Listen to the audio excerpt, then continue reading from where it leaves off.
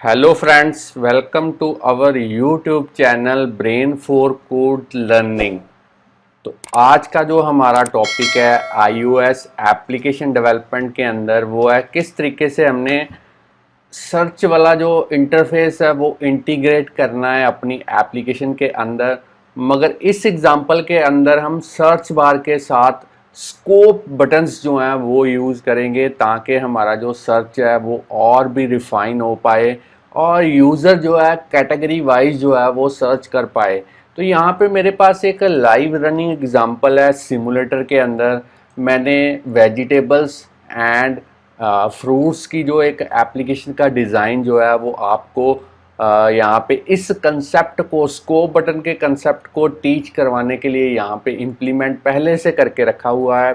और यहाँ पे आप देख पा रहे हैं, अगर मैं सर्च बार के अंदर जो है वो सर्च करने की कोशिश करता हूँ तो मेरे पास जो सर्च बार के साथ जो है अब स्कोप बटन्स जो हैं वो अवेलेबल हैं यहाँ पे।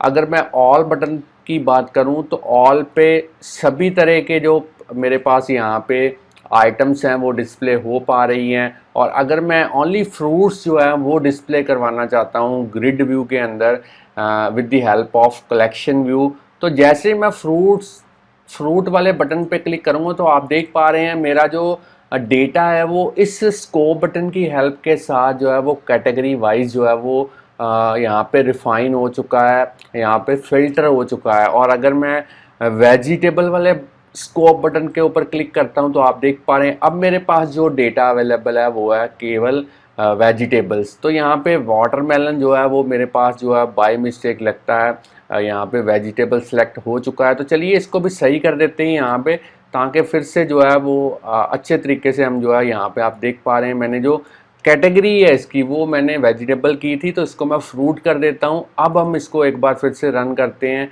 सिमुलेटर के अंदर और यहाँ पे ऐप मेरी जो है वो बिल्ड हो चुकी है सक्सेसफुली। अब इसकी आउटपुट जो है वो देखते हैं। तो यहाँ पे मैं अब वेजिटेबल के ऊपर क्लिक करता हूँ स्कोप बटन के ऊपर, तो अब आप देख पा रहे हैं ओनली जो वेजिटेबल्स हैं वो यहाँ पे डिस्प्ले हो पा रही हैं।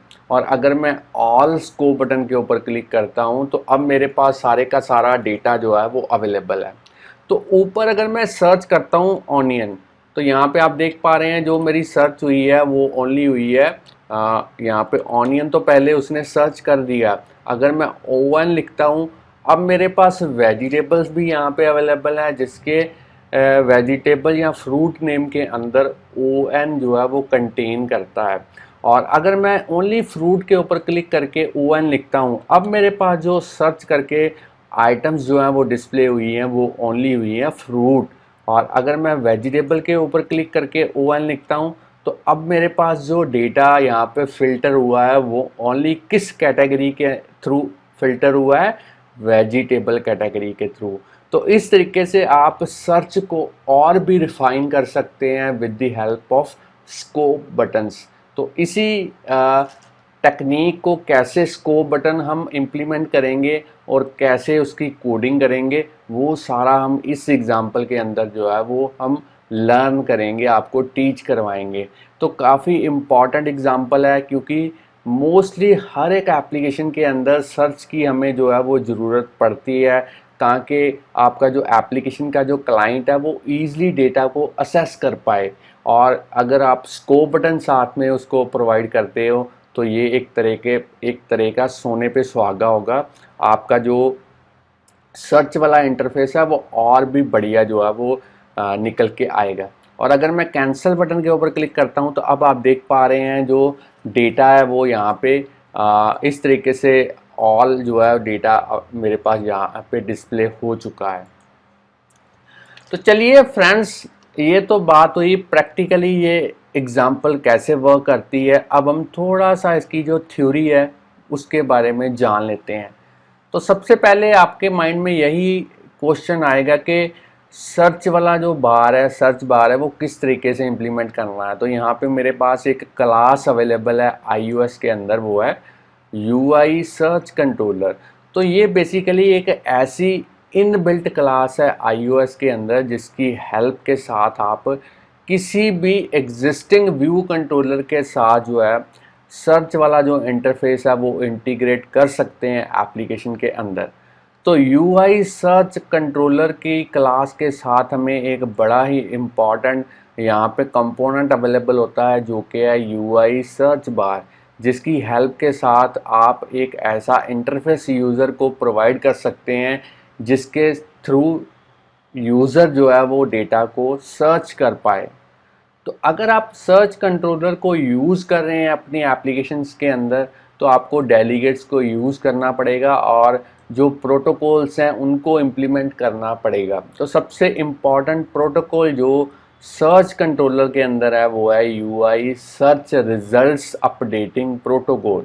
तो बेसिकली इसके अंदर एक ऐसा मेथड है जिसका नेम है अपडेट सर्च रिजल्ट्स नाम का, जिसकी हेल्प के साथ आप डेटा को फिल्टर करवा सकते हैं, डेटा को सर्च करवा सकते हैं। तो ये एक ऐसा मेथड है जो रिपीटेडली कॉल होगा जब भी यूज़र जो है वो सर्च बार के अंदर किसी डेटा को सर्च करने की जो है वो कोशिश करेगा। चलिए अब बात करते हैं स्कोप बार के ऊपर। तो स्कोप बार एक ऐसा कह सकते हो यूटिलिटी है जो हम सर्च बार के साथ अटैच कर सकते हैं, जिससे जो है आपका यूज़र जो है, क्लाइंट जो है एप्लीकेशन का, उसका जो सर्च करने का स्कोप है वो और भी रिफाइन हो जाता है और भी बढ़िया हो जाता है। यूज़र जो है वो कैटेगरी वाइज जो है वो सर्च कर सकता है डेटा को। तो डेटा के सर्चिंग की जो इंटरफेस है उसको और भी अच्छा बनाने के लिए हम साथ में सर्च बार के साथ स्कोप बटन्स को जो है वो यूज़ करते हैं। तो चलिए फ्रेंड्स, स्टूडेंट्स, अब हम प्रैक्टिकली देखेंगे कि ये वाली एग्जांपल हमने किस तरीके से जो है वो इम्प्लीमेंट करनी है। तो उसके लिए मैं इस प्रोजेक्ट को स्टॉप कर देता हूँ, इस पूरे प्रोजेक्ट को मैं क्लोज़ कर देता हूँ, क्योंकि मैं चाहता हूँ कि ये बिगिनिंग लेवल पे मैं शुरुआत से आपको बता पाऊँ कि ये एग्ज़ाम्पल आपने कैसे इम्प्लीमेंट करनी है। क्योंकि मेरे जो चैनल के ऊपर मोस्टली जो यूज़र्स हैं वो बिगिनर लेवल के हैं, तो उनके लिए तो मेरे थ्रू जो है स्टार्टिंग से बताना काफ़ी इम्पॉर्टेंट है इस एग्ज़ाम्पल को। तो चलिए यहाँ पे फाइल, न्यू, अब आपने यहाँ पे प्रोजेक्ट को सिलेक्ट करना है, सिंगल व्यू एप्लीकेशन को सिलेक्ट रहने देंगे, नेक्स्ट पे क्लिक करेंगे। अब आपने यहाँ पे आज की एग्ज़ाम्पल का जो नेम है वो आप कोई भी अपने अकॉर्डिंगली रख सकते हैं। मैं इस तरीके से एग्ज़ाम्पल का जो नेम है वो यहाँ पे रख देता हूँ। बाकी सेटिंग्स आपने डिफ़ॉल्ट रहने देनी है। जो लैंग्वेज हम आज की एग्ज़ाम्पल के अंदर यूज़ करेंगे वो करेंगे स्विफ्ट। अब हम नेक्स्ट पे क्लिक करेंगे। अब आपने अपने लैपटॉप के अंदर कहीं पे भी एक फ़ोल्डर जो है वो क्रिएट कर लेना है, ताकि आज की एग्ज़ाम्पल का जो सारा सोर्स कोड है उस पर्टिकुलर फ़ोल्डर के अंदर जो है वो सेव हो पाए। तो मैं इस तरीके से एक फ़ोल्डर जो है वो क्रिएट कर देता हूँ और इस पूरे के पूरे फ़ोल्डर के अंदर पूरा प्रोजेक्ट जो है वो क्रिएट कर देते हैं। फ्रेंड्स, यहाँ पे मेरा जो प्रोजेक्ट है वो क्रिएट हो चुका है। अगर मैं आपको बिल्ड सेटिंग्स के अंदर दिखाऊं तो जो स्विफ्ट का वर्जन है यहाँ पे मेरे पास वो है स्विफ्ट 5, और अगर बात करें एक्स कोड की तो मेरे पास है 10.2.1। अगर आपके पास इससे भी हायर वर्जन है तब भी आप इस एग्ज़ाम्पल को इसी तरीके से ईज़िली जो है वो डेवलप कर पाएंगे। तो चलिए, मेरे पास जो लैपटॉप है वो है मैकबुक एयर। अब हम इस एग्ज़ाम्पल को शुरू करते हैं, मगर उससे पहले फ्रेंड्स, स्टूडेंट्स, अगर आप इस चैनल के ऊपर नए हैं, चैनल की वीडियो पहली बार देख रहे हैं, तो जल्दी से इस चैनल को सब्सक्राइब कर लें, क्योंकि इस चैनल के ऊपर हम डेली प्रोग्रामिंग के रिलेटेड जो वीडियो ट्यूटोरियल्स हैं उनके जो सबसे बढ़िया जो मेथड्स हैं वो अपलोड करते रहते हैं, जिससे आपको प्रोग्रामिंग सीखने और समझने में काफ़ी हेल्प मिलेगी। और इन केस कहीं पे भी कोई आपको प्रॉब्लम आती है तो आप हमें यूट्यूब की वीडियो के नीचे कमेंट कर सकते हैं या फिर हमें डायरेक्टली ईमेल भेज सकते हैं। हम कोशिश करेंगे कि अपने बिजी शेड्यूल होने के बावजूद भी आपकी जो क्वेरी का रिस्पांस है वो जल्द से जल्द जो है वो आपको दे पाएँ। तो चलिए, इस एग्ज़ाम्पल के लिए सबसे इम्पॉर्टेंट जो काम है वो है कि आपके पास जो रिसोर्सेज हैं वो होने चाहिए। रिसोर्सेज से मेरा मतलब है आपके पास इमेजेस, जो फ्रूट्स की इमेजेस हैं और जो वेजिटेबल्स की इमेजेस हैं वो आपके पास होनी चाहिए। तो मैंने इंटरनेट से बड़े इजीली जो है गूगल पे सर्च करके इन इमेजेस को पहले से डाउनलोड करके रखा हुआ है, तो मैं आपको दिखा देता हूँ। तो ये है मेरे पास वेजिटेबल की इमेजेस, यहाँ पे मैं आपको दिखा देता हूँ। चलिए फ्रेंड्स, यहाँ पे आप देख पा रहे हैं मेरे पास इस तरीके से जो वेजिटेबल की इमेजेस हैं वो अवेलेबल हैं। तो इनको करना क्या है, आपने जो असेस्ड फोल्डर है, यहाँ पे जो असेस्ड फोल्डर आप देख पा रहे हैं, इसके अंदर आपने इन इमेजेस को ड्रैग एंड ड्रॉप करना है। तो मैं सारी इमेजेस को यहाँ पे इस तरीके से सिलेक्ट करता हूँ माउस की हेल्प के साथ, और इन्हें ड्रैग एंड ड्रॉप करता हूँ इस ऐप आइकॉन के नीचे। तो चलिए अब हमने करना क्या है, अब हमने यहाँ पे जो हमारी फ्रूट्स की जो इमेजेस हैं उनको भी हम ओपन कर लेते हैं, और इन सारी इमेजेस को हमने इस तरीके से ड्रैग एंड ड्रॉप करना है ऐप आइकॉन के नीचे असेस्ड फोल्डर के अंदर। तो इमेजेस जो हैं वो आप किसी भी विड्थ और हाइट की जो है वो आप ले सकते हैं। जो फॉर्मेट मैं इस एग्जांपल के अंदर यूज़ कर रहा हूँ इमेजेस का, वो है जेपीजी। तो आप चाहें तो पीएनजी फॉर्मेट में भी जो इमेजेस हैं उनको यूज़ कर सकते हैं। तो चलिए फ्रेंड्स स्टूडेंट्स, यहाँ पे इमेजेस जो हैं, जो रिसोर्सेज हैं, वो यहाँ पे प्रोजेक्ट के अंदर जो है वो इंपोर्ट हो चुके हैं। अब हमारा मेन जो टास्क है वो है, हमने ग्राफिकल यूज़र इंटरफेस किस तरीके से यहाँ पे क्रिएट करना है। तो उसके लिए मेन डॉट स्टोरी बोर्ड के अंदर चलते हैं। तो सबसे पहले आपने यहाँ पे जो व्यू कंट्रोलर है इसका, यहाँ पे जो डॉट आप देख पा रहे हैं, इसको सिलेक्ट करेंगे और एम्बेड इन आइकॉन के थ्रू यहाँ पे जो नेविगेशन कंट्रोलर है इसको अटैच करेंगे अपने एग्जिस्टिंग व्यू कंट्रोलर के साथ। तो इसको मैं पैरेलली जो है वो अलाइन कर देता हूँ, और इसको फिर से जूम जो है इसको 75% पे मैं जो है वो कर देता हूँ। अब आपने यहाँ पे इस टाइटल बार के अंदर आपने इसको सिलेक्ट करना है, इस नेविगेशन आइटम को, और एट्रीब्यूट इंस्पेक्टर के अंदर जाने के बाद आपने जो टाइटल है वो आप एप्लीकेशन के रिलेटेड जो है वो आप लिख सकते हैं। मैं यहाँ पे लिख देता हूँ grocery app, grocery store app. इस तरीके से नेम आप कोई भी रख सकते हैं, कोई दिक्कत नहीं है। अब हमने क्योंकि डेटा को ग्रिड की फॉर्म के अंदर डिस्प्ले करवाना है, तो उसके लिए एक कलेक्शन व्यू की हेल्प जो है वो हम लेंगे इस एग्जांपल के अंदर। तो लाइब्रेरी के ऊपर मैं क्लिक करता हूँ और यहाँ पे सर्च करता हूँ कलेक्शन। जैसे ही मैं कलेक्शन लिखने की कोशिश करूँगा तो मेरे पास जो पहला एलिमेंट निकल के आया है उसको मैं ड्रैग एंड ड्रॉप करूँगा इस स्टोरी बोर्ड के ऊपर। अब मैं चाहता हूँ कि जो कलेक्शन व्यू है वो मेरे मोबाइल का पूरा जो एरिया अवेलेबल है उसको कवर अप कर पाए, उसको ऑक्यूपाई कर पाए। तो उसके लिए मैं इस कलेक्शन व्यू के ऊपर जो कंस्ट्रेंट्स हैं वो अप्लाई करूँगा। तो यहाँ पे जो ऐड न्यू कंस्ट्रेंट्स वाला आइकॉन है इसके ऊपर क्लिक करते हैं, और आपने चारों साइडों पे इस तरीके से 000 जो है वो एंटर करना है और इसको ऐड करना है एज ए कंस्ट्रेंट। तो अब आप देख पा रहे हैं कंस्ट्रेंट्स जो हैं वो कलेक्शन व्यू के ऊपर जो है वो इम्प्लीमेंट हो चुके हैं। अब हमने साइज़ इंस्पेक्टर के अंदर जाना है, और यहाँ पे जो सेल का साइज़ है वो यहाँ पे एंटर करना है। तो सेल का साइज़ मैं यहाँ पे विड्थ ले रहा हूँ 200, हाइट ले रहा हूँ 250। अब आपने जो मिनिमम स्पेसिंग है सेल के लिए वो करनी है 5, लाइंस के लिए 5।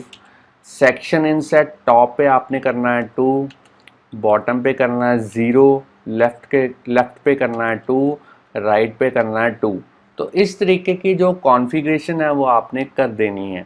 अब हम इस कलेक्शन व्यू सेल को सिलेक्ट करेंगे डॉक्यूमेंट आउटलाइन विंडो के अंदर, एट्रीब्यूट इंस्पेक्टर के अंदर जाएंगे और यहाँ पे जो आइडेंटिफायर का नेम है वो प्रोवाइड करेंगे। तो मैं यहाँ पे अभी के लिए रख देता हूँ नेम सेल। नेम आप कोई भी ले सकते हैं, मैंने सेल यहाँ पे यूज़ किया। तो सेम नेम जब मैं कोडिंग करूँगा तब मैं इस नेम को जो है यूज़ करूँगा।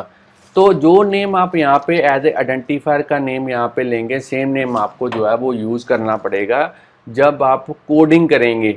जब हम कोडिंग करेंगे तब मैं आपको बताऊँगा कहाँ पे मैंने सेम नेम को जो है वो यूज़ किया है। चलिए, अब हमने इस सेल के अंदर जो कलेक्शन व्यू का सेल है, इसके अंदर एक इमेज और एक लेबल को डिस्प्ले करवाना चाहते हैं। तो उसके लिए लाइब्रेरी के थ्रू यहाँ पे इमेज व्यू को हम सर्च करेंगे और इसे ड्रैग एंड ड्रॉप करेंगे इस कलेक्शन व्यू सेल के अंदर, और इसको मैं रीसाइज कर देता हूँ। अब मैं साइज इंस्पेक्टर के थ्रू इस इमेज व्यू का जो विड्थ है वो सेट कर देता हूँ 180, हाइट मैं यहाँ पे कर देता हूँ 175 और इसको अलाइन कर देता हूँ मैं थोड़ा सा हॉरिजेंटली सेंटर में। और बाय डिफ़ॉल्ट एक इमेज जो है वो यहाँ पे एट्रीब्यूट इंस्पेक्टर के थ्रू जो है वो सेट करके देख लेता हूँ कि पता चल पाए कि जो इमेज है वो प्रॉपरली यहाँ पे डिस्प्ले हो पाती है। अब हमने यहाँ पे इमेज एक लगा के देख ली है, बिल्कुल ठीक है। अब लाइब्रेरी के थ्रू फिर से लेबल को सर्च करेंगे और इस लेबल को ड्रैग एंड ड्रॉप करेंगे इस सेल के अंदर, और इसकी जो विड्थ है वो मैं इंक्रीज़ कर देता हूँ। अलाइनमेंट इसकी मैं सेंटर में कर देता हूँ। इसका जो फॉन्ट है वो मैं 15 कर देता हूँ। और टी के थ्रू, जो टी का आइकॉन है, इसके थ्रू जो सेल का जो लेबल का स्टाइल है वो मैं बोल्ड कर देता हूँ और डन कर देता हूँ। और इसका जो टेक्स्ट प्रॉपर्टी है यहाँ पे, इस पे मैं लिख के देख लेता हूँ एप्पल, और इसका जो कलर है वो भी मैं चेंज कर देता हूँ, यहाँ पे रेड ले लेता हूँ।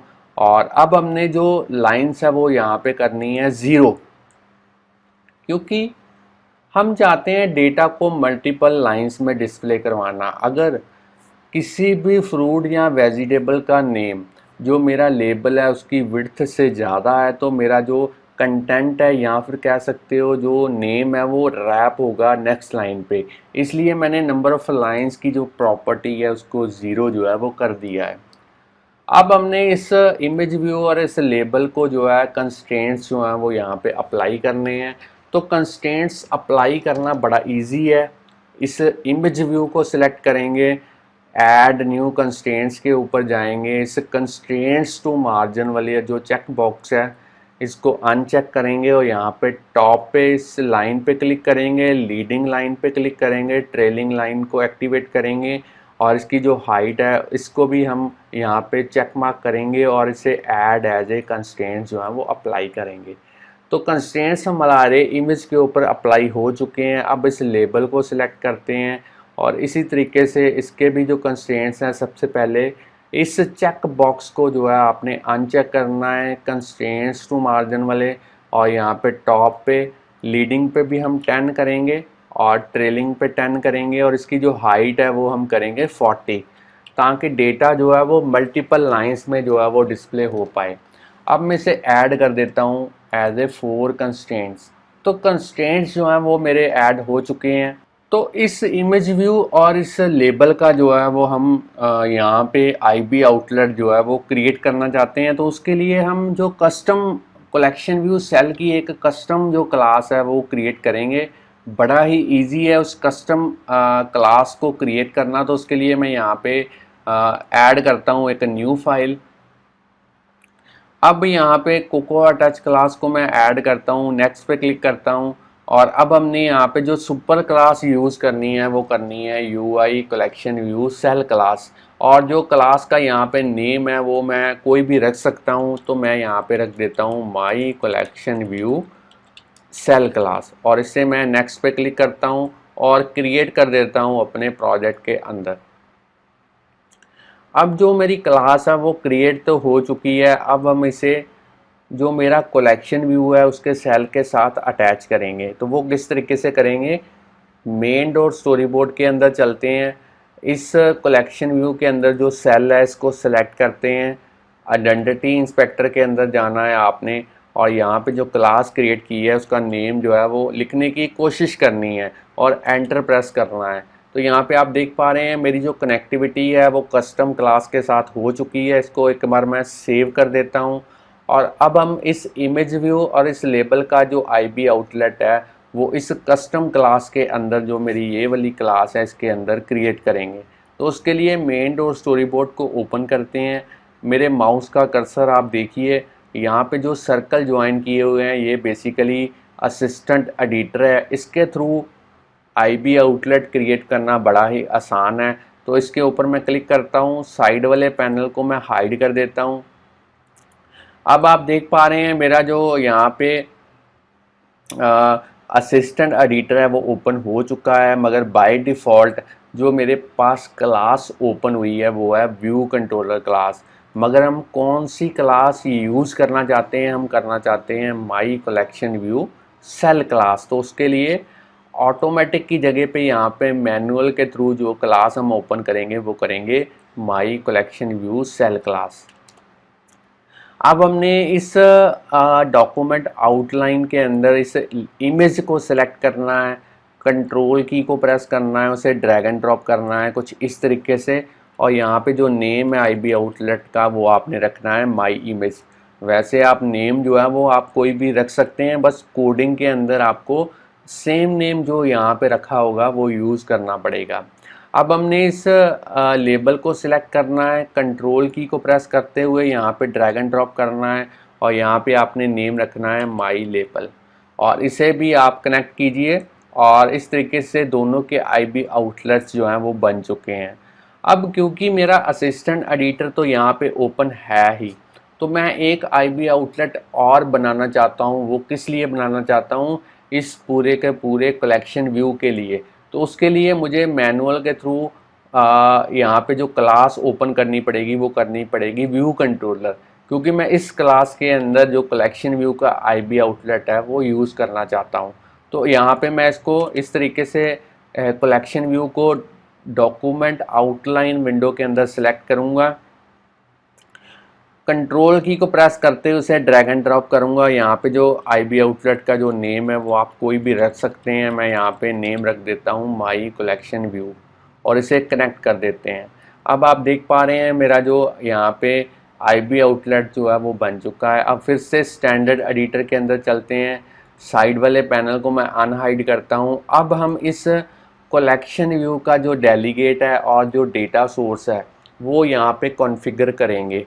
तो वो किस तरीके से कॉन्फ़िगर करेंगे, इस माई कलेक्शन व्यू को यहाँ पे सिलेक्ट करेंगे और कंट्रोल की को प्रेस करेंगे कीबोर्ड के ऊपर, उसे ड्रैग एंड ड्रॉप करेंगे कुछ इस तरीके से। सबसे पहले डेटा सोर्स, अब हम फिर से कंट्रोल की को प्रेस करते हुए ड्रैग एंड ड्रॉप, अब हम करेंगे सिलेक्ट डेलीगेट। अब आप देख पा रहे हैं डेलीगेट एंड डेटा सोर्स दोनों ही जो है वो सेट हो चुके हैं। अब हम इन सभी फाइल्स को एक बार सेव कर लेते हैं ताकि कोई डिस्क्रिपेंसी यहाँ पे क्रिएट ना हो। तो मैं यहाँ पे हर एक फाइल को यहाँ पे इस तरीके से सेव कर देता हूँ। अब इस एग्जांपल का जो ग्राफिकली यूज़र इंटरफेस है वो हमारे पास बन चुका है। अब हम एक डेटा सोर्स क्रिएट करेंगे जिसके थ्रू जो है हम डेटा को डिस्प्ले करवा पाएँ कलेक्शन व्यू के अंदर, और बाद में सर्च बार के थ्रू और स्कोप बटन के थ्रू उस डेटा को सर्च करवा पाएँ, फ़िल्टर करवा पाएँ। तो डेटा सोर्स के लिए मैं यहाँ पे एक कस्टम क्लास जो है वो क्रिएट करूँगा। बड़ा इजी है यूज़र डिफाइंड क्लास को क्रिएट करना। तो स्टेप बाय स्टेप मैं आपको बताऊँगा। सबसे पहले यहाँ पे ऐड कीजिए एक नई फाइल। अब आपने स्विफ्ट फाइल को यहाँ पे ऐड करना है, नेक्स्ट पे क्लिक करेंगे। स्विफ्ट फाइल का नेम आप कोई भी रख सकते हैं, मैं यहाँ पे नेम रख देता हूँ फूड डेटा और इसे क्रिएट कर देता हूँ अपने प्रोजेक्ट के अंदर। अब मैं यहाँ पे एक क्लास क्रिएट करने जा रहा हूँ जिसका नेम होगा फूड डेटा और उसके 3 जो है हम डेटा मेंबर जो हैं वो क्रिएट करेंगे। तो यहाँ पे सबसे पहला होगा फूड नेम, उसको मैं एज ए स्ट्रिंग टाइप का यूज़ करूँगा। अब मैं यहाँ पे यूज़ करूँगा फूड कैटेगरी और इसको भी मैं यूज़ करूँगा स्ट्रिंग टाइप का। अब मैं यहाँ पे यूज़ करूँगा फूड इमेज और इसको भी मैं स्ट्रिंग टाइप का यूज़ करूँगा।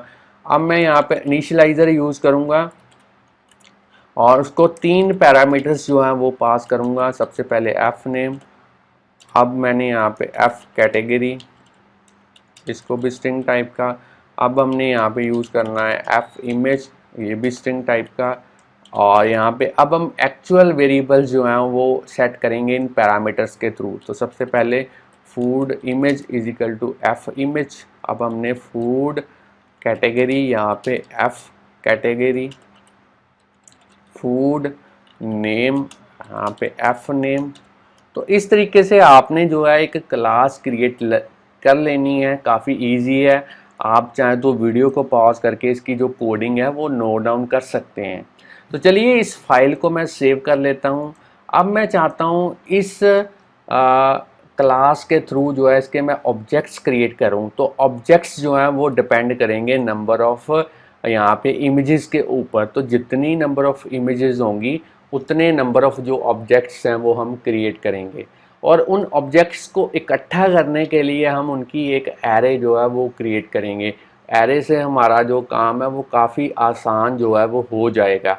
तो एरे क्रिएट करने के लिए हम व्यू कंट्रोलर क्लास के अंदर चलते हैं। साइड वाले पैनल्स को मैं हाइड कर देता हूं ताकि कोड आप क्लियरली देख पाएं। अब हमने यहाँ पे जो एरे क्रिएट करनी है वो कुछ इस तरीके से करनी है। फूड लिस्ट किस टाइप की होगी? एरे फूड डेटा टाइप की होगी और इसको मैं जो है वो ब्लैंक यहाँ पे क्रिएट करूँगा। अब इस एरे के अंदर हम डेटा को फिल करवाना चाहते हैं। तो डेटा को फिल करवाने के लिए हम यहाँ पे एक यूज़र डिफाइंड मेथड या कह सकते हो फंक्शन जो है वो क्रिएट करेंगे। तो पहले तो मैं इस कमेंट लाइन को यहाँ पे डिलीट कर देता हूँ ताकि कोई कन्फ्यूज़न ना रहे। अब आपने यहाँ पे एक मेथड जो है वो क्रिएट करना है, प्राइवेट फंक्शन फिल डेटा। अब आपने यहाँ पे मैं आपको एक ऑब्जेक्ट जो है एक इमेज के रिलेटेड जो है वो क्रिएट करके बताऊँगा। बाकी ऑब्जेक्ट्स जो हैं वो आप इजीली क्रिएट कर पाएंगे। तो किस तरीके से क्रिएट करना है उसके लिए मैं यहाँ पे ऑब्जेक्ट क्रिएट करता हूँ फूड1 फूड डेटा। उसके इनिशियलाइज़र के थ्रू पहले फूड का नेम पास करेंगे, फिर फूड की कैटेगरी और फिर फूड की इमेज का जो नेम है विदाउट एक्सटेंशन जो है वो पास करेंगे। और इसे अपेंड कैसे करेंगे? फूड लिस्ट एरे के अंदर कुछ इस तरीके से फूड1। तो चलिए यहाँ पे जो नेम है, जो फूड का नेम है वो मैं यहाँ पे लिखता हूँ एप्पल। कैटेगरी में इसकी रखता हूँ फ्रूट और इमेज का जो नेम है वो आप इस असेस्ड फोल्डर के थ्रू देखिए एप्पल की इमेज का नेम जो है वो क्या है। तो जो नेम यहाँ पे अगर स्मॉल लेटर्स में है तो आपने नेम स्मॉल लेटर्स में लिखना है। अगर कोई भी कैपिटल लेटर है तो कैपिटल लेटर में मस्ट है कि यूज़ करें आप। तो मेरा स्मॉल लेटर्स में मैंने सभी नेम जो है वो यूज़ किए हैं, तो यहाँ पे रखूँगा एप्पल विदाउट एक्सटेंशन। तो यहाँ पे एक ऑब्जेक्ट जो है वो मेरा बन चुका है। अब आपने बाकी ऑब्जेक्ट्स जो हैं वो क्रिएट करने हैं। तो मैं यहाँ पे थोड़ा सा टाइम सेव करने के लिए मेरे पास नंबर ऑफ ऑब्जेक्ट्स काफ़ी ज़्यादा हैं, तो मैं उस कोड को कॉपी कर लेता हूँ, यहाँ पे पेस्ट करके आपको जो है वो बता देता हूँ। तो चलिए कोड मेरा कॉपी हो चुका है, तो मैं यहाँ पे इसको कमांड वी के थ्रू जो है वो पेस्ट कर देता हूँ। तो अब आप देख पा रहे हैं काफ़ी सारी कैटेगरीज जो हैं वो यहाँ पे जो फ्रूट्स के रिलेटेड है और यहाँ पे एक कैटेगरी है मेरे पास वेजिटेबल। तो इस तरीके से मैंने जो नंबर ऑफ़ ऑब्जेक्ट्स क्रिएट किए हैं वो किए हैं 21, क्योंकि मेरे पास 21 इमेजेस जो हैं वो अवेलेबल थी। तो अब हमने करना क्या है? अब हमने इस फिल डेटा को कॉल करना है व्यू डिड लोड मेथड के अंदर, ताकि जैसे एप्लीकेशन आपकी लोड हो स्टार्ट हो तो आपका डेटा जो है वो एरे के अंदर जो है वो फिल होना चाहिए। अब चलिए बाकी यहाँ पे जो वेरिएबल्स हैं वो ले लेते हैं। तो मैं यहाँ पे एक लेता हूँ सर्चिंग नाम का बूलियन वेरिएबल, इसको बाय डिफ़ॉल्ट फॉल्स करूँगा। तो जब यूज़र सर्च बार के अंदर डेटा को सर्च करने की कोशिश करेगा तब हम इस सर्चिंग वाले वेरिएबल को ट्रू करेंगे और बाद में इसको जो है वो फॉल्स करेंगे जब सर्चिंग बंद हो जाएगी। तो जस्ट ये डिटेक्शन के लिए मैं यूज़ कर रहा हूँ कि सर्चिंग चल रही है या नहीं चल रही, ये डिटेक्ट करने के लिए। तो चलिए अब हम यहाँ पे एक एरे और क्रिएट करेंगे जिसका नेम हम रखेंगे सर्च्ड फूड, और इसको भी हम जो है blank array as a create करेंगे फूड डेटा टाइप की। और यहाँ पे ये एरे मैं किस लिए यूज़ कर रहा हूँ, क्योंकि जब मैं डेटा को फ़िल्टर करवाऊँगा इस कंप्लीट डेटा में से, तो जो डेटा फ़िल्टर्ड होकर निकल के आएगा उसको हमने कहीं पे टेम्परेरी स्टोर करना है। तो उसी टेम्परेरी स्टोर करने के लिए मैं यहाँ पे अलग से एक एरे जो है वो यूज़ कर रहा हूँ। अब हमने यहाँ पे एक और बूलियन जो वेरिएबल है वो यूज़ करना है स्कोप बटन प्रेस्ड, और इसको भी डिटेक्ट करने के लिए हम यूज़ करेंगे ताकि चेक कर पाएँ क्या यूज़र ने स्कोप बटन जो है वो प्रेस किया हुआ है या नहीं किया हुआ। तो उसकी डिटेक्शन जो है इस बूलियन वेरिएबल के थ्रू हम जो है वो कर पाएंगे कोडिंग के अंदर। अब हम यहाँ पे अपना मेन कंपोनेंट जो है वो क्रिएट करते हैं, search controller, UI search controller, और यहाँ पे हम तीसरा इनिशियलाइज़र जो है वो यूज़ करेंगे और इसको नील पास करेंगे। अब आप कहेंगे कि मैंने नील पास क्यों किया, क्योंकि अगर आप फिल्टर्ड डेटा को किसी और व्यू कंट्रोलर के अंदर डिस्प्ले करवाना चाहते हैं और इसे सर्च जो है वो किसी और व्यू कंट्रोलर में सर्च करवाना चाहते हैं, तो उसके लिए यहाँ पे जिस व्यू कंट्रोलर में आप उस डेटा को डिस्प्ले करवाना चाहते हैं फिल्टर करवाने के बाद, तो उस व्यू कंट्रोलर का नेम यहाँ पे पास करेंगे। मगर मैं इस एग्जांपल में चाहता हूँ कि जब यूज़र जो है वो डेटा को सर्च करे सर्च बार के थ्रू, और उसके बाद जो फिल्टर डेटा है वो सेम व्यू कंट्रोलर में डिस्प्ले हो पाए जहाँ पे यूज़र उसको सर्च कर रहा है। तो इसलिए मैंने इसको जो है वो नील पास किया है।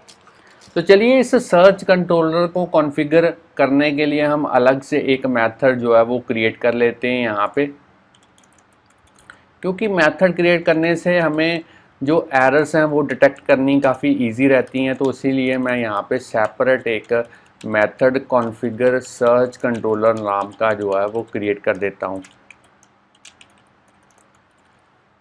इसके अंदर हम सबसे पहले लिखेंगे सर्च कंट्रोलर और उसका एक मेथड कॉल करेंगे लोड व्यू इफ़ नीडेड, और उसके बाद डेलीगेट्स को यूज़ करेंगे search controller dot search results updater, और इसको सेट करेंगे सेल्फ के साथ। अब हमने search controller dot search bar dot delegate उसको भी सेट करेंगे सेल्फ के साथ। तो ये दो कॉन्फ़िगरेशंस आपने करनी है।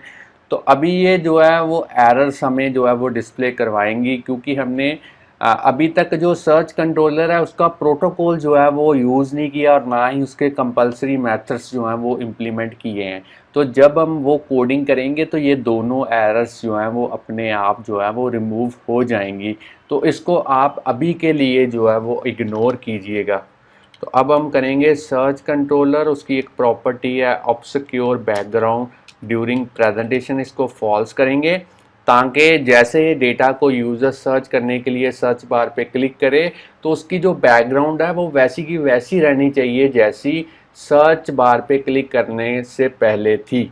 अब हम सर्च कंट्रोलर के थ्रू जो है वो इसकी सर्च बार का जो एक प्रॉपर्टी है इनेबल रिटर्न की, ऑटोमेटिकली इसको फॉल्स करेंगे। और अब हम सर्च कंट्रोलर के थ्रू जो उसकी सर्च बार है, जब हम डेटा को सर्च करेंगे तो बाय डिफ़ॉल्ट कीबोर्ड के अंदर सर्च बटन की जगह पे हम डन बटन को डिस्प्ले करवाना चाहते हैं। तो उसके लिए यहाँ पे कॉन्फ़िगरेशन करेंगे search bar dot return type equal to UI return type dot done.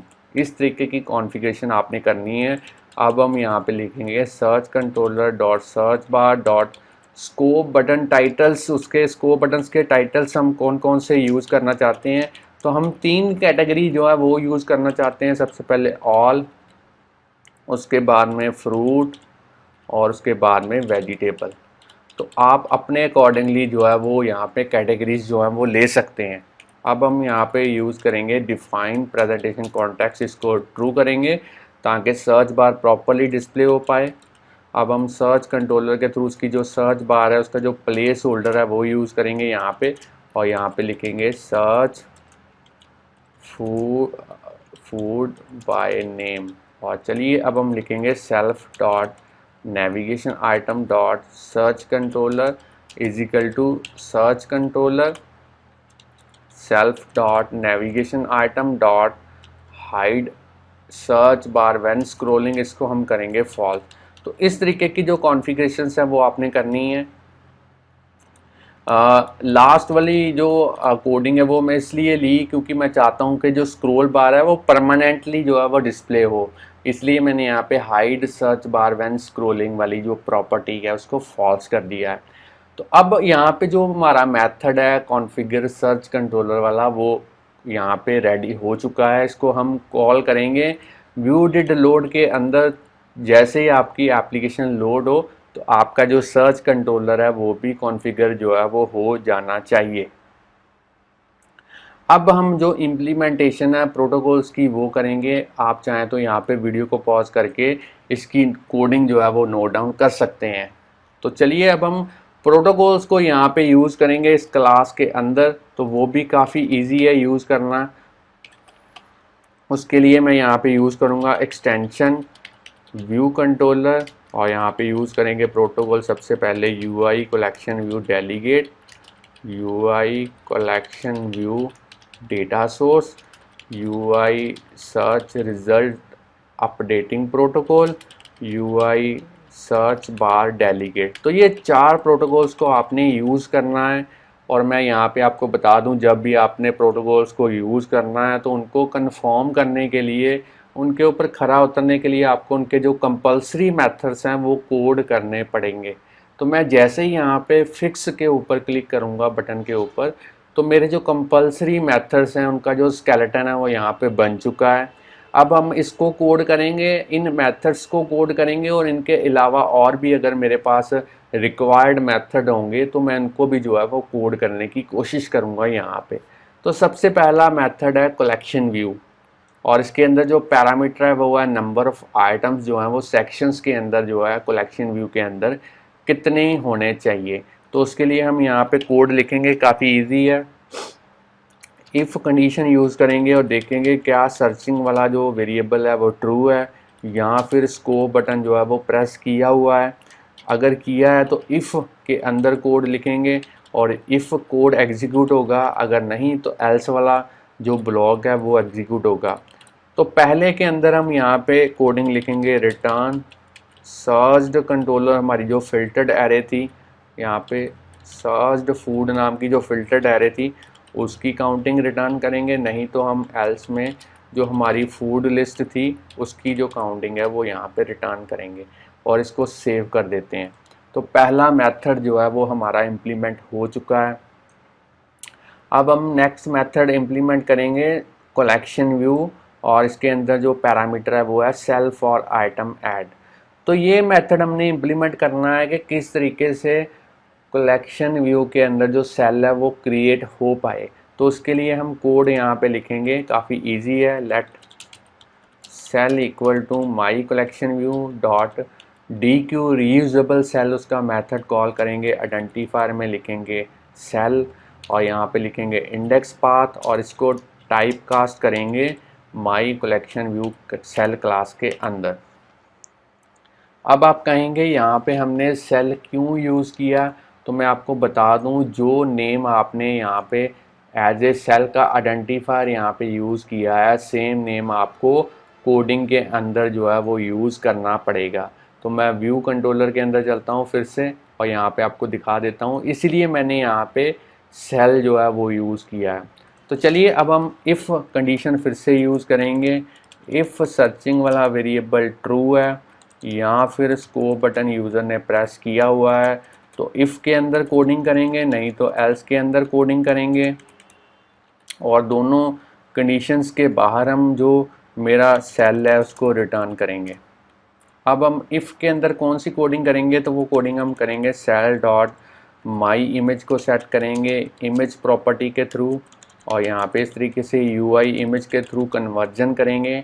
और डेटा कहाँ से आएगा, सर्च्ड फूड वाली एरे में से आएगा। कौन सा element, index path dot row के थ्रू सेट करेंगे, कौन सा एट्रीब्यूट, फूड इमेज नाम का एट्रीब्यूट। और अब हम सेल के थ्रू उसका जो माई लेबल है उसको भी सेट करेंगे, उसकी टेक्स्ट प्रॉपर्टी को सेट करेंगे। डेटा कहाँ से आएगा, सर्च्ड फूड एरे में से आएगा। कौन सा element, index path dot row के थ्रू सेट करेंगे, कौन सा एट्रीब्यूट, फूड नेम। अब आपने इसी कोड को यहाँ से कॉपी करना है और इसको एल्स में पेस्ट करना है, और चेंजेस कौन सी करनी है आपने, जो सर्च्ड फूड वाली एरे थी उसकी जगह पे जो कंप्लीट डेटा वाली फूड लिस्ट वाली एरे है वो यूज़ करनी है यहाँ पे।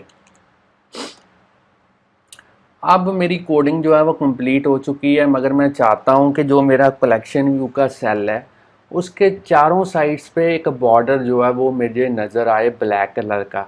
तो वो कॉन्फ़िगरेशन कैसे आपने करनी है, उसके लिए रिटर्न सेल से पहले आपने लिखना है cell dot layer dot border colour कौन सा कलर, यूआई कलर के थ्रू असेस करेंगे ब्लैक कलर, और यहाँ पे कन्वर्जन करेंगे सीजी कलर के through, cell dot layer dot border width, और यहाँ पे हम विड्थ लेंगे 2।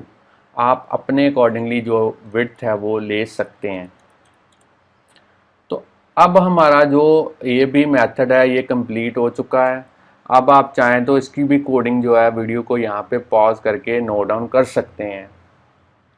अब हमने जो नेक्स्ट मेथड इम्प्लीमेंट करना है वो काफ़ी इम्पॉर्टेंट है, और यही मेथड है जो हम डेटा को फिल्टर्ड करवाने के लिए जो है वो हम यूज़ करेंगे।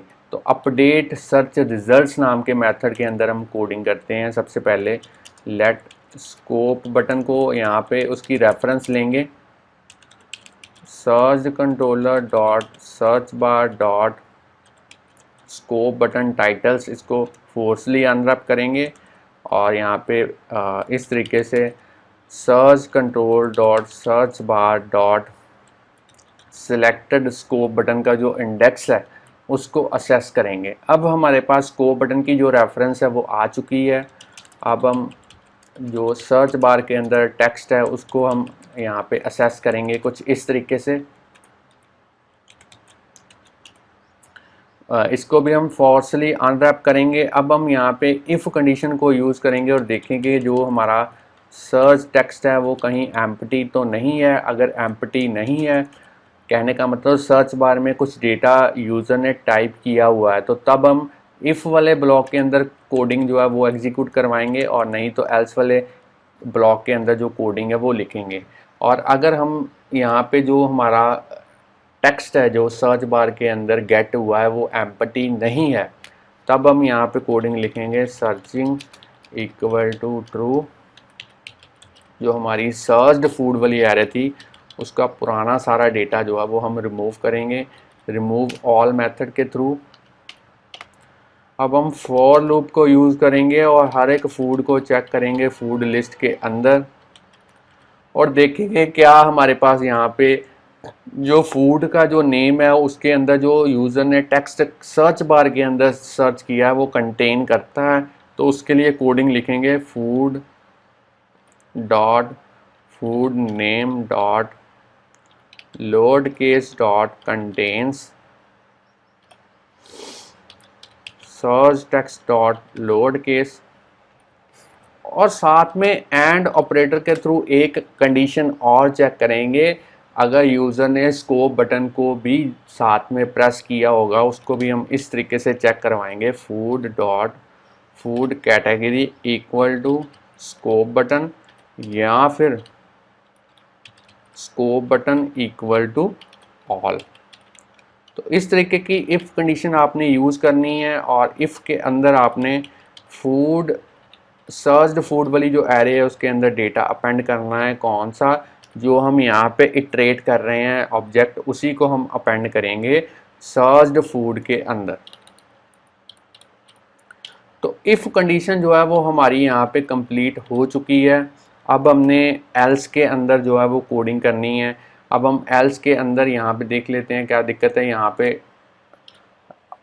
डबल आपने इक्वल जो साइन है वो यूज़ करना है, ऑपरेटर जो है वो यूज़ करना है। एल्स के अंदर अब हम फिर से एक कंडीशन जो है वो यूज़ करेंगे स्कोप बटन प्रेस्ड अगर ट्रू है तो इफ़ के अंदर हम कोडिंग करेंगे, नहीं तो हम एल्स के अंदर जो है वो कोड लिखेंगे। तो इफ़ के अंदर हमने कोडिंग क्या लिखनी है वो देख लें आप। सबसे पहले सर्च्ड फूड वाली जो एरे थी उसका सारा डेटा रिमूव करेंगे। स्कोप बटन की आपने रेफरेंस लेनी है सर्च कंट्रोलर के थ्रू कुछ इस तरीके से। तो ये कोड जो है वो आपको थोड़ा सा कम्प्लेक्स लगेगा, मगर एक दो बार इसकी आप प्रैक्टिस करेंगे तो आप जान पाएंगे कि ये कोड भी काफ़ी जो है वो आपके लिए इजी है। Search controller dot search bar dot selected scope index से थ्रू उसकी रेफरेंस लेंगे, और अब हम यहाँ पे लिखेंगे फॉर लूप यूज़ करेंगे यहाँ पे, और हर एक फूड को चेक करेंगे इन फूड लिस्ट।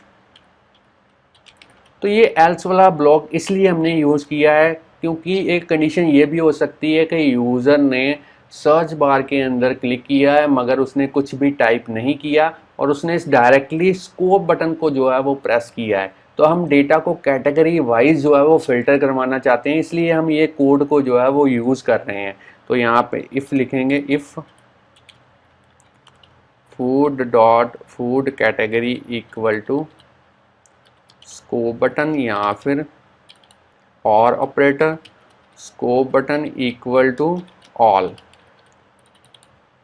और इस इफ़ के अंदर हम यूज़ करेंगे सर्च्ड फूड डॉट अपेंड और यहाँ पे फूड इसको जो है वो पास करेंगे। और फॉर लूप के बाहर हम सर्चिंग को करेंगे फॉल्स, माई कलेक्शन व्यू को हम करेंगे डेटा को रिफ्रेश रीलोड के थ्रू। और अगर यूज़र ने सर्च बार के अंदर क्लिक किया है, कुछ भी टाइप नहीं किया और ना ही कोई स्कोप बटन को प्रेस किया है, तब हम इस एल्स के थ्रू जो है वो कोड लिखेंगे searching equal to false, searched food dot remove all. Searched food वाली जो एरे है वो किसके इक्वल हो जाएगी, फूड लिस्ट के इक्वल, जो हमारी कंप्लीट एरे थी। और लास्ट में हम जो है माई कलेक्शन व्यू को जो है वो रीलोड करेंगे कुछ इस तरीके से। फिर से चलिए, ये भी कोड जो है वो हमारा कंप्लीट हो चुका है। यहाँ पे आप देख सकते हैं। पहले मैं यहाँ पे आप पॉज करके इसकी कोडिंग नोट डाउन कर लीजिए और अब आप यहाँ पे पॉज करके वीडियो को इसकी कोडिंग जो है वो कंप्लीट जो है वो आप कोडिंग जो है वो नोट कर लीजिए। तो इस तरीके की हमारी जो कोडिंग थी वो आज थी इस इस अपडेट सर्च रिजल्ट्स नाम के मेथड के ऊपर। अब हम कोडिंग करना चाहते हैं कि यूज़र जब सर्च बार के अंदर जो हमारा कैंसिल बटन है उसके ऊपर जो है वो क्लिक करे। तो उसके लिए हम यहाँ पे इम्प्लीमेंट करेंगे कैंसिल बटन क्लिक्ड मेथड और यहाँ पे कोडिंग करेंगे searching equal to false, searched food dot remove all और माई कलेक्शन व्यू को हम करेंगे रीलोड डेटा।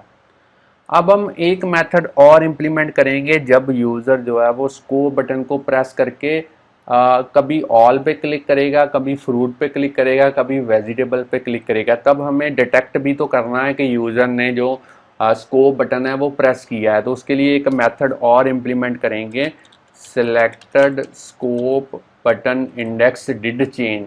इस तरीके का जो पैरामीटराइज मेथड है सर्च बार का वो अब हम इम्प्लीमेंट करेंगे और इसके अंदर कोड लिखेंगे। सबसे पहले सर्च कंट्रोलर के अंदर जो सर्च बार थी उसकी टेक्स्ट प्रॉपर्टी को हम करेंगे ब्लैंक, स्कोप बटन प्रेस को करेंगे true.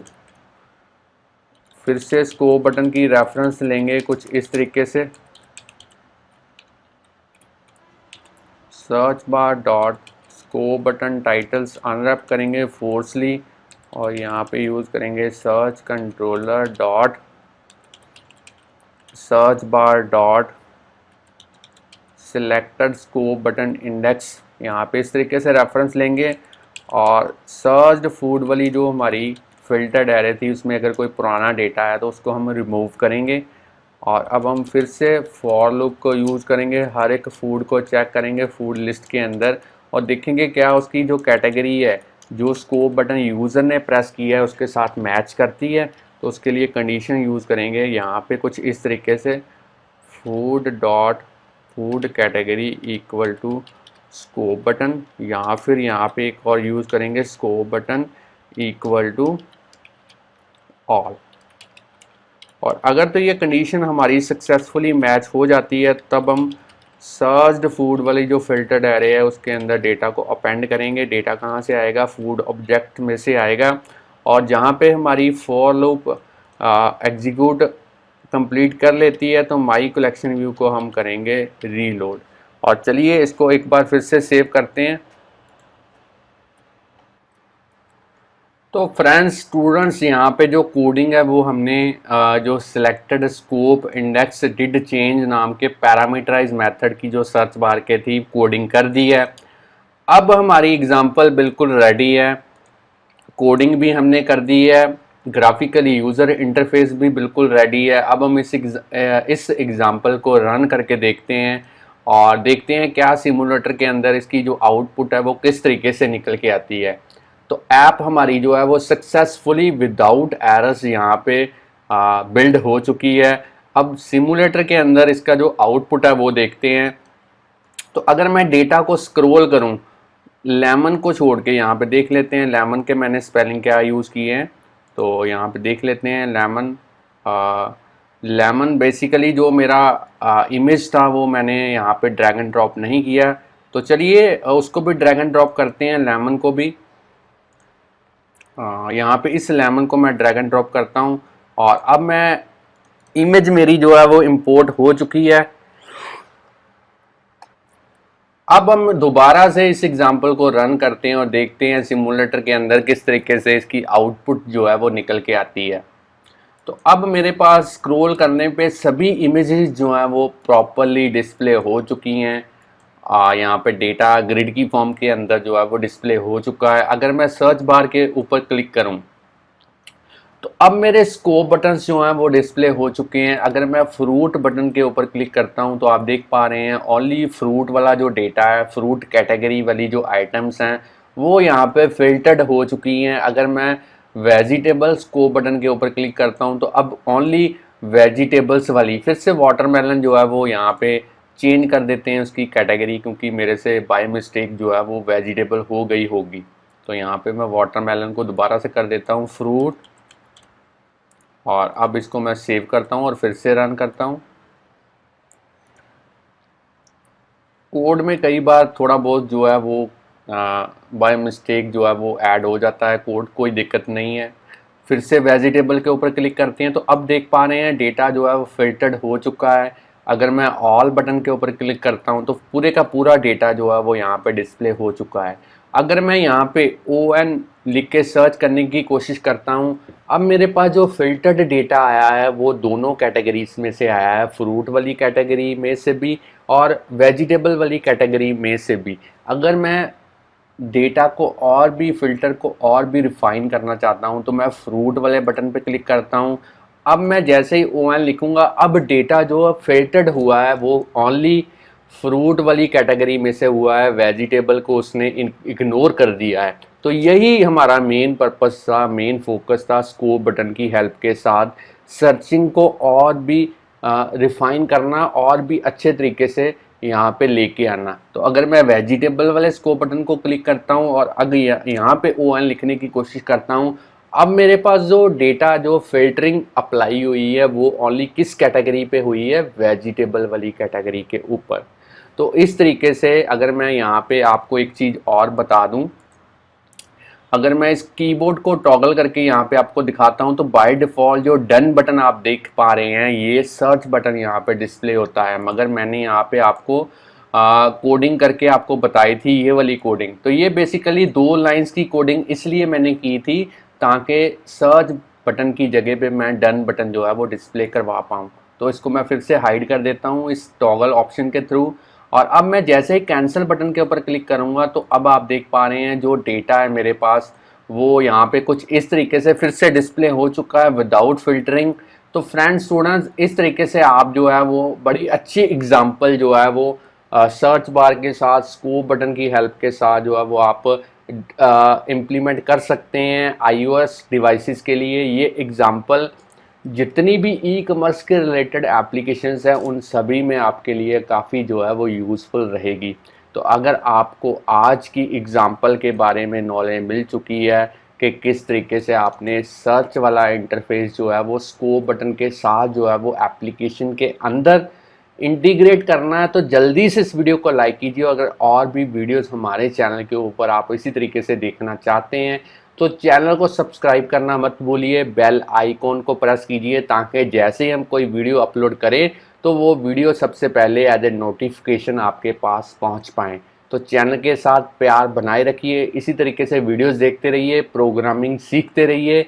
Thanks friends for watching our videos. मिलते हैं नेक्स्ट वीडियो के साथ अपकमिंग डेज के अंदर।